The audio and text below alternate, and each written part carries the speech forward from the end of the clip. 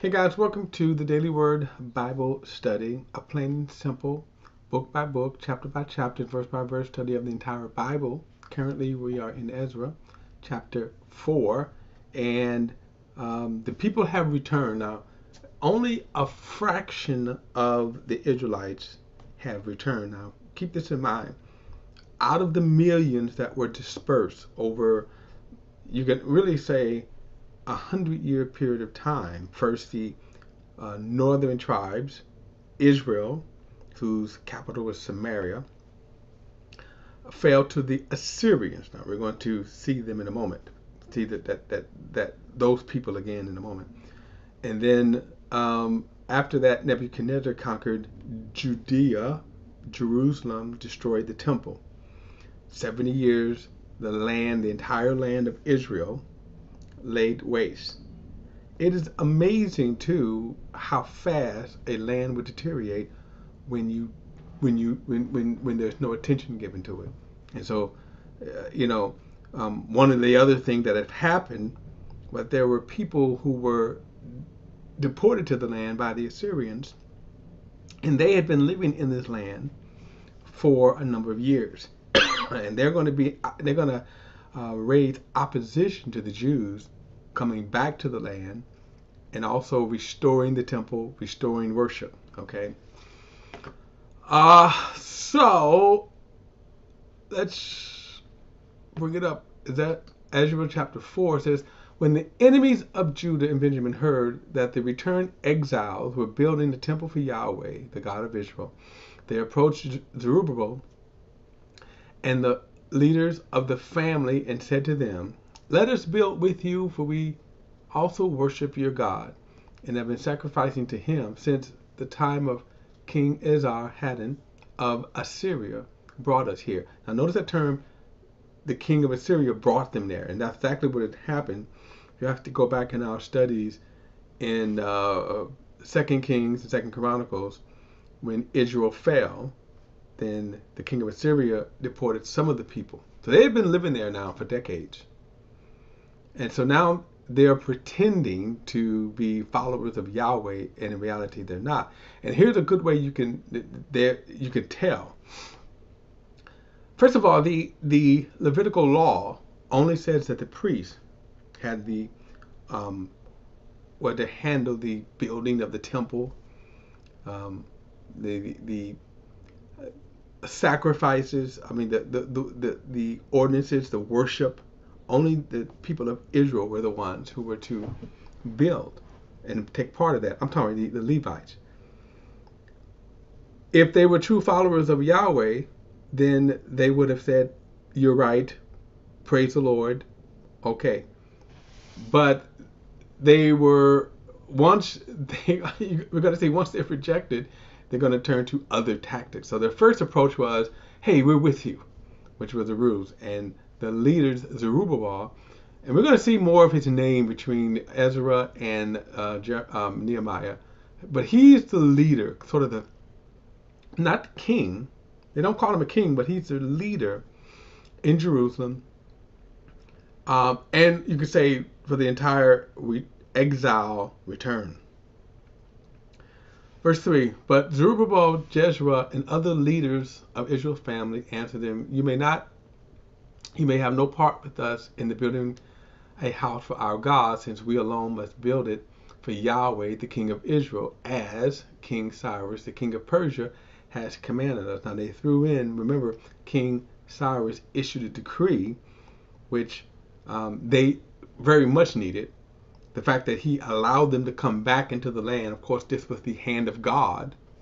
And of course, also remember, a tremendous prophetic fulfillment. Okay, verse 4, then the people who were already in the land discouraged the people of Judah and made them afraid to build. So the first tactic was to pretend like they were a part of them. Now, he said, they resorted to fear tactics.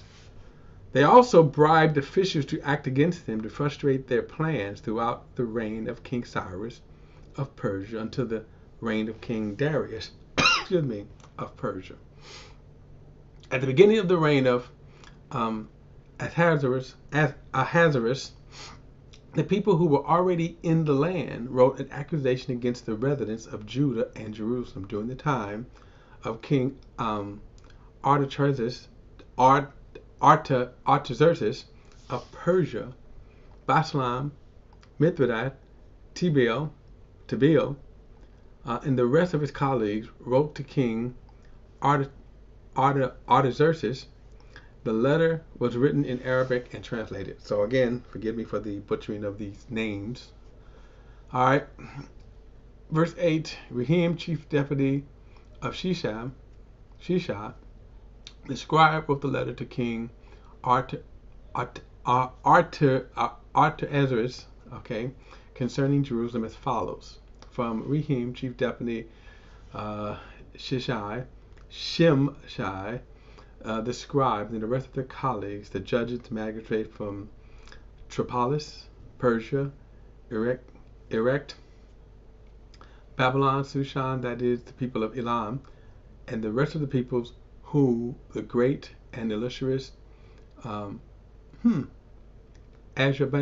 Ashurbanipal deported and settled in the cities of Samaria in the regions west of the Euphrates River.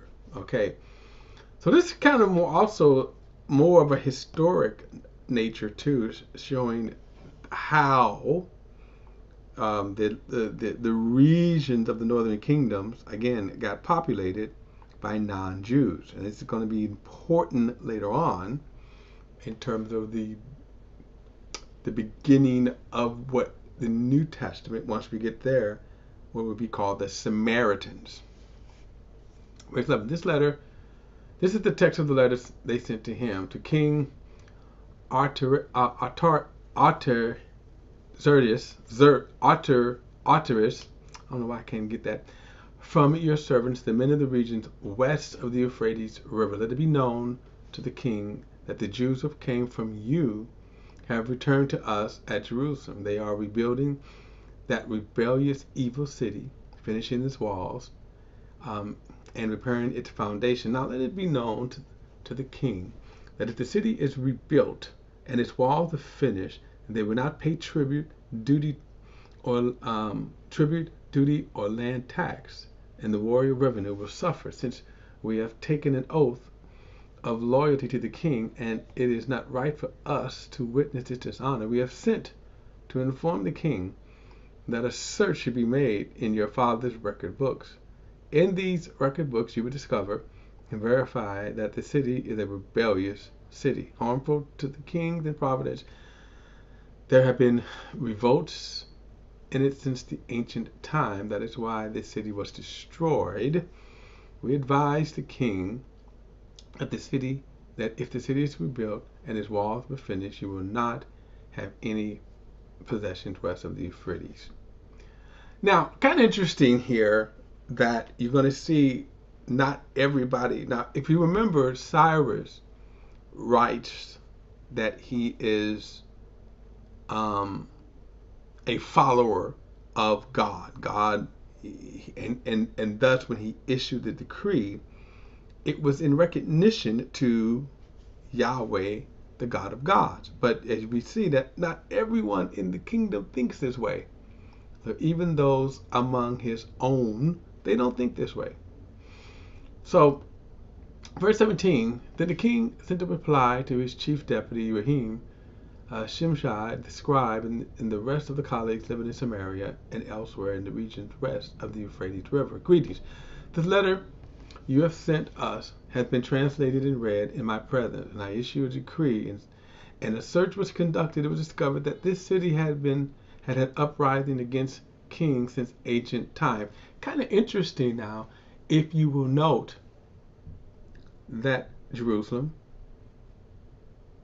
the Israel, has been known to other people, okay, during this time. It says, and there have been rebellions and revolts in it. Powerful kings have also ruled over Jerusalem, exercised authority over the whole region, and the tribute, duty, and the land tax were paid to them. Now that's kind of interesting here too, because notice this is a Gentile ruler who has got this report.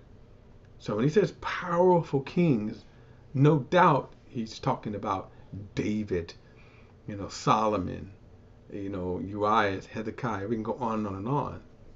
But notice they're taking note of this. Verse 21.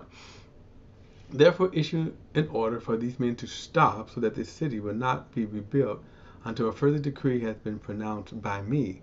See that you not neglect this matter, otherwise the damage will increase and the royal interest will suffer. And so it's the text of King Artaxerxes. The letter was read to Rehum, Shimshad the scribe, and their colleagues. They merely went to the Jews in Jerusalem and forcibly stopped them. So they manhandled them, in other words. So now the construction of God's house in Jerusalem had stopped and remained a standstill until the second year of the reign of Darius of Persia.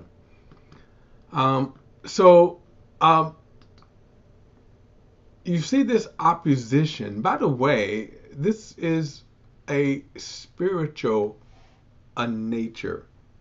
So understand that a spiritual one. In other words, why do they care, right? But they do. Now, remember, you got why I'm having a tough with his name. Artaxerxes, the king. He's not a godly man as Darius was, and this is why you had this conflict. Verse 5. Verse 1 says, chapter 5, verse 1 says, but when the prophets Haggai and Zechariah, son of Iddo, prophesied to the Jews who were in Judah and Jerusalem in the name of God of Israel, who was over them. Stop. Now, just a sidebar of biblical trivia. When you see this here, this validates the letters that we will get into. The last three letters of the Old Testament, Haggai, Zechariah, and then Malachi. Notice Haggai and Zechariah were prophets doing this return from exile. Okay? So this is kind of amazing here. Verse 2, Zerubbabel, son of Shealtiel, and Jeshua, the son of Josadak, began to rebuild God's house in Jerusalem. The prophets of God were with them, helping them. At that time, Tataniah, the governor of the region west of the Euphrates rivers, Shetherbadoni, and the colleagues came to the Jews and asked, who gave you the order to rebuild this temple and to finish the structure? They also asked them, where are the names of the workers who are constructing this building? But God was watching over the Jews, over the Jewish elders. And these men wouldn't stop until the report was sent to Darius, so that they could receive written instruction about this matter. This is the text of the letter that Tatina, I'm sorry for butchering these names again, the governor of the region west of the Euphrates River, Shethar Bozenai,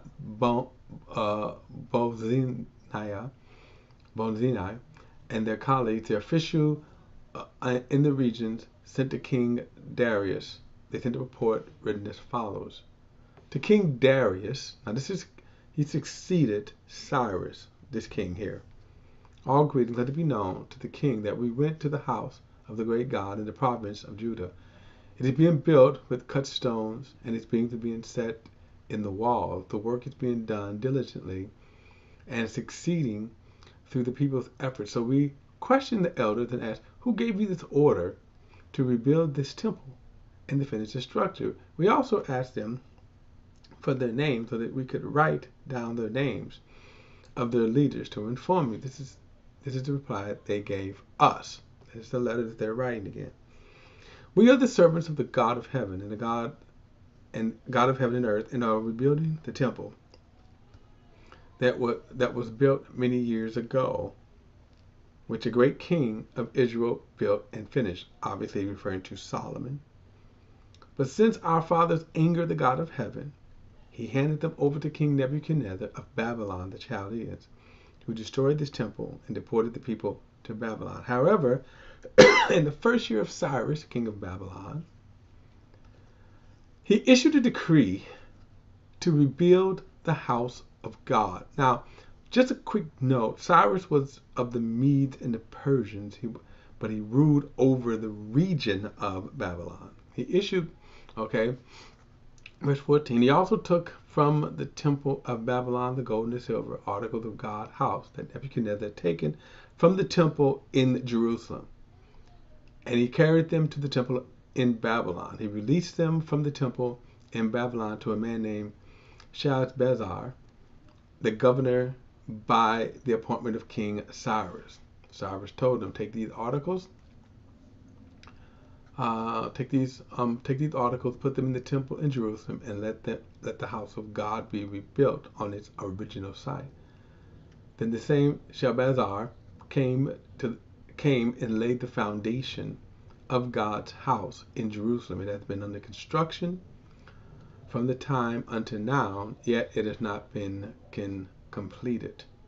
So if it pleases the king, let a search of the royal archives in Babylon be constructed to see if it is true that a decree was issued by King Cyrus to rebuild the house of God in Jerusalem. Let the king's decision regarding this matter be sent to us. I'm going to start in this next chapter because here is the search, chapter 6.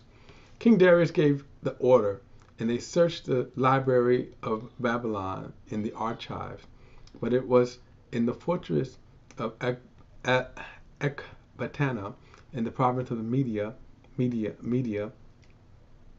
that a scroll was found with this record written on it. In the first year of King Cyrus, he issued a decree concerning the house of God in Jerusalem. He says, let the house be rebuilt as a place for offering sacrifice, and let its original foundations be retained. Its height to be 90 feet, and width 90 feet, with 3 layers of cut stone and timber. The cost is to be paid from the royal treasury. Now, it's interesting that Cyrus himself was paying for this. The gold and silver articles of God's house that Nebuchadnezzar took from the temple in Jerusalem and carried to Babylon must be returned. They are to be brought to the temple in Jerusalem where they belong and put into the house of God. Therefore, you must stay away from that place. Tattenai, governor of the region west of the Euphrates rivers, Sheltar-Bonizar, and your colleagues, the officials in the regions, leave the construction of the house of God alone. Let the governor and the elders of the Jews rebuild the house of God on its original site. I hereby issue a decree concerning what you must do so that the elders of the Jews can rebuild their house. The cost is to be paid in full to these men out of the royal revenues from the taxes of the regions west of the Euphrates, so that the work must not stop.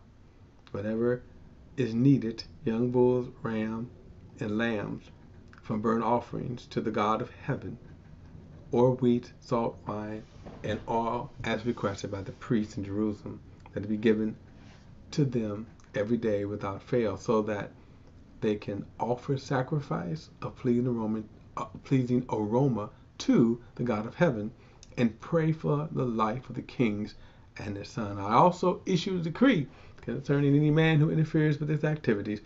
Let a beam be torn from his house and raised up, and he will be impaled on it, and his house will be made into a garbage dump because of this offense. May the God who caused his name to dwell there overthrow any king or people who dares harm and interfere with this house of God in Jerusalem.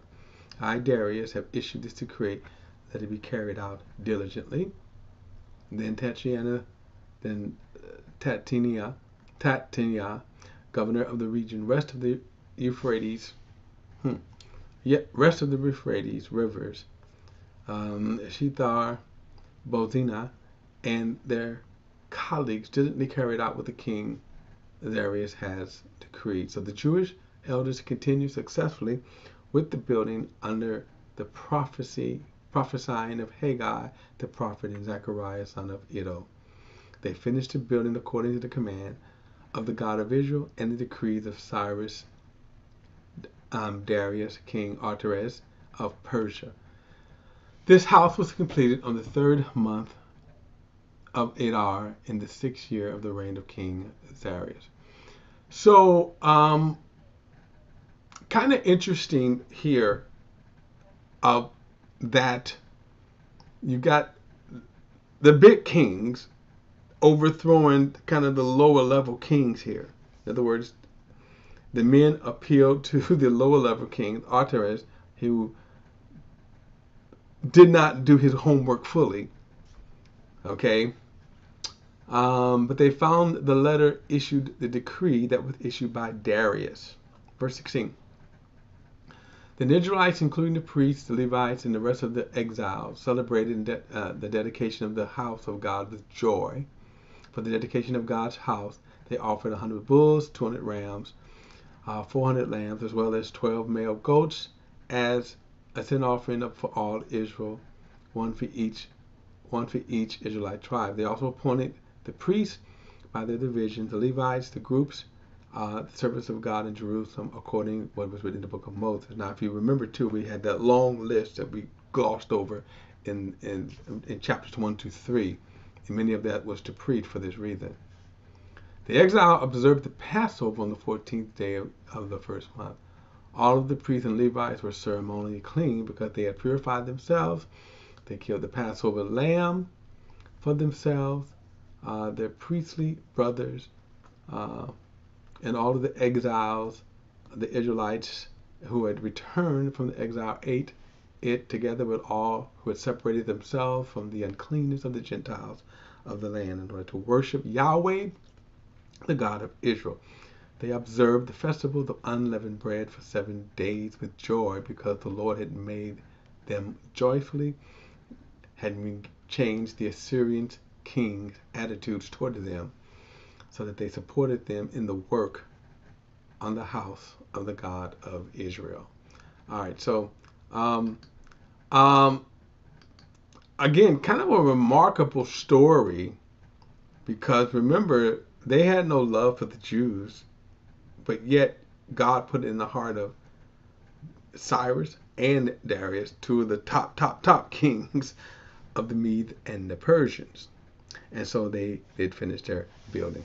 All right, guys, don't forget to like and share this video and subscribe to BP, the Bible Perspective. As always, if you have a thought or comment, add it to the comment section below. All comments are welcome. Don't forget to hit that subscribe button. I'll see you in the next study.